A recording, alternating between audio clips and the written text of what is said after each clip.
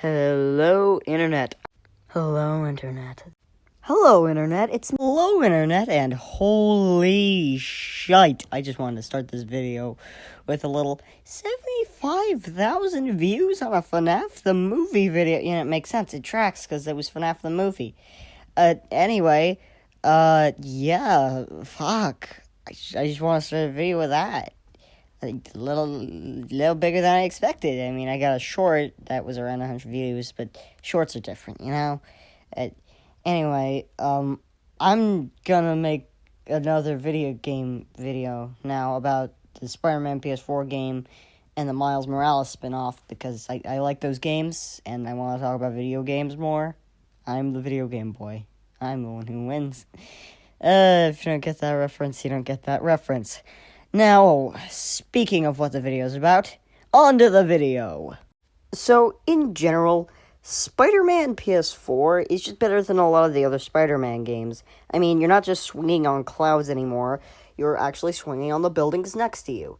You aren't having to deal with a lot of, oh, this is the beginning of the Spider-Man story again.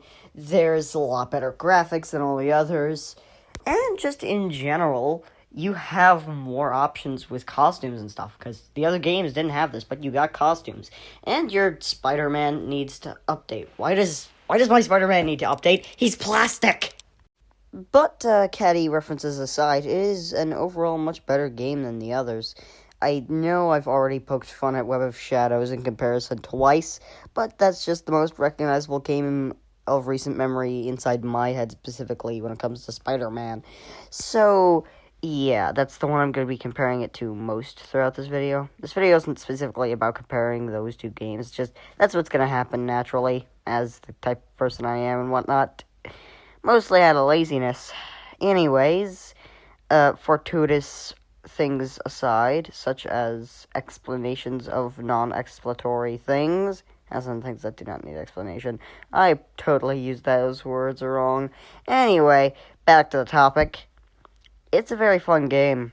If you've never heard the story, essentially Spider-Man, or Peter, who is helping his Aunt May set up Feast, owned by this guy, I forget his name, he's important, and juggling that with his job of being Spider-Man, and his job of working for Doc Ock. Well, he's not Doc Ock yet.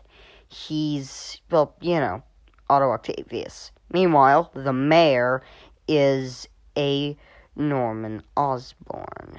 So, Peter's having to juggle all these three things. Norman is constantly cutting funding to the lab, blah, blah, blah, stuff like that. Anywho, the Doc is working on a neural link to a robotical arm for people who lost their arms and things like war. Yeah, you can see where that's going. Meanwhile, Martin Lee, that's the guy who owns Feast, I just remembered, he becomes Mr. Negative, starts robbing shit. Doc Ock releases Devil's Breath, a super bioweapon, as well as souping up a bunch of old Spider-Man villains. Spider-Man now has to juggle a new Sinister Six, along with his Aunt May, who, spoiler, dies. Yeah, from Devil's Breath. It's Ock's fault. So Ock gets his shit kicked in and sent to, he's sent to the raft. Meanwhile, Miles Morales, who's trying to help his family, especially after his dad dies halfway through the game, is now bitten by a radioactive spider, shows Peter, who is his friend, who then shows him, hey, bruh, I am also Spider-Man. And that's where the first game comes to an end. The second game's story is Miles fucks up a battle with the Rhino, somewhat. He also does a lot of good work battling the Rhino, but Pete has to go out of town, so Miles has got to figure himself out and handle the entirety of New York. Meanwhile, his new friend, who is new because they're newly established, but it turns out he's actually known her for a very, very long time. Turns out she's evil now and working as, guess what, the Tinkerer for a group of villains trying to stop Roxxon's power cells.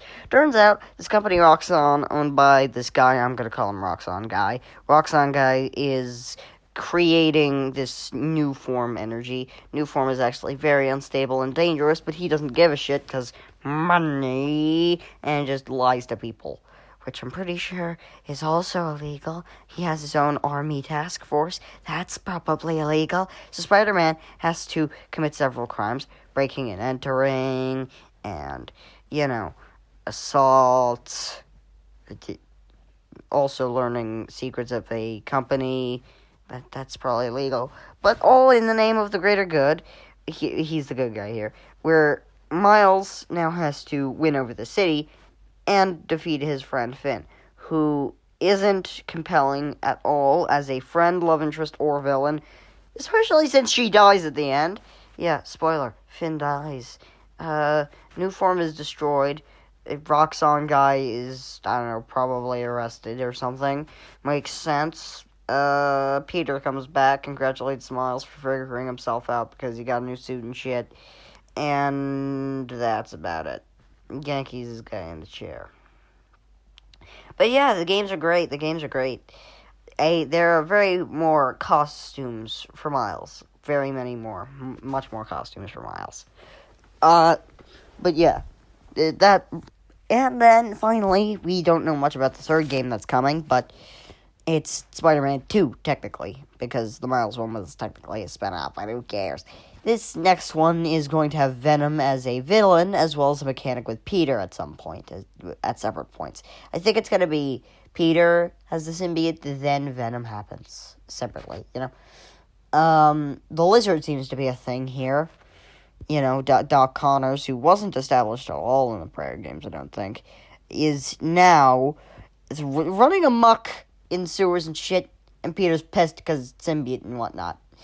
So yeah, that's what we know about the next one. I just gotta hope that things are going great. Same people are making a Wolverine game, I think. The Marvel hero, not the animal. You get the point. But, yeah, that's basically what's going on with the state of Spider-Man video games, because Sony is good at video games. Well, not Deadpool and other games, but, Sony's good with Spider-Man games and a lot of other games. You ever seen Ratchet and Clank? Yeah. They're good at games. So, I trust them with the next Spider-Man game. It's gonna be great. And, What else should I talk about with Spider-Man video games? Since I'm on the topic, I might as well bring up other things.